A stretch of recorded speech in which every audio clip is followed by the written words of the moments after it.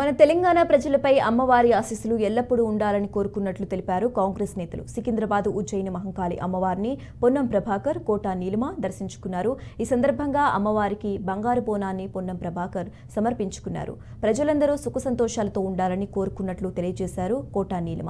హైదరాబాద్లోని జంట నగరాల్లో సాంప్రదాయంగా వస్తున్న బోనాల నిర్వహణకు ప్రభుత్వం తగిన చర్యలు చేపట్టిందన్నారు మంత్రి పొన్నం. ఈ నెల 28న లాల్ దర్వాజాలో జరిగే బోనాల ఉత్సవాలు, ఇతర కార్యక్రమాల ఏర్పాటుకు ప్రజలు సహకరించాలని పొన్నం ప్రభాకర్ కోరారు. కొన్ని వందల సంవత్సరాల నుంచి వస్తున్నటువంటి ఒక చారిత్రాత్మకమైనటువంటి సాంప్రదాయమైనటువంటి సంస్కృతికి అద్దం పట్టే ఈ బోనాల పండుగను ప్రతి ఒక్కరూ జరుపుకుంటారు. ఈ జరుపుకునేటువంటి సందర్భంలో ఎక్కడ కూడా ఇబ్బంది రాకుండా ప్రభుత్వం అన్ని చర్యలు తీసుకున్నప్పటికీ ఈరోజు ఇక్కడ మళ్ళీ 28 నాడు లాల్ దర్వాజాలో జరిగేటువంటి ఉత్సవాలు కావచ్చు, దాని తర్వాత పలహార బండ్లు కావచ్చు, అంబారీ కావచ్చు, అన్ని కార్యక్రమాలు విజయవంతం కావడానికి అక్కడ ఉన్నటువంటి ఇక్కడ స్థానికంగా ప్రజలు, ఎందుకంటే బయట జిల్లాల నుంచి కూడా అందరూ వస్తూ ఉన్నారు.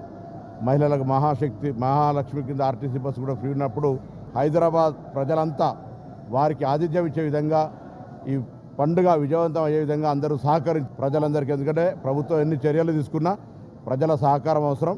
ఆ విధంగా అందరి సహకారాన్ని సందర్భంగా కోరుతూ అందరికీ శుభం జరగాలని అమ్మవారిని ప్రార్థిస్తాం. మన అందరి అదృష్టం ఇక్కడ ఈ మూమెంట్లో మనం అందరం ఉన్నాం. బోనాలు శ్రీ మహంకాళి అమ్మవారి, ఉజ్జయిని మహంకాళి అమ్మవారి గుడిలో ఇవాళ మనం బోనాలు సందర్భంగా ఇక్కడ నుంచుని మొత్తం సిటీకి అలాగే స్టేట్కి ప్రతి ప్రజలకి సంతోషంగా ఉండాలని ప్రార్థించాం.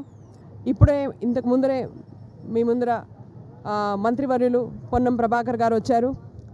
బంగారు బోనం అమ్మవారికి ఇచ్చారు. ఆ తర్వాత పూజలు చేయడం జరిగింది. మహా ఆరతి దాని తర్వాత అయినది.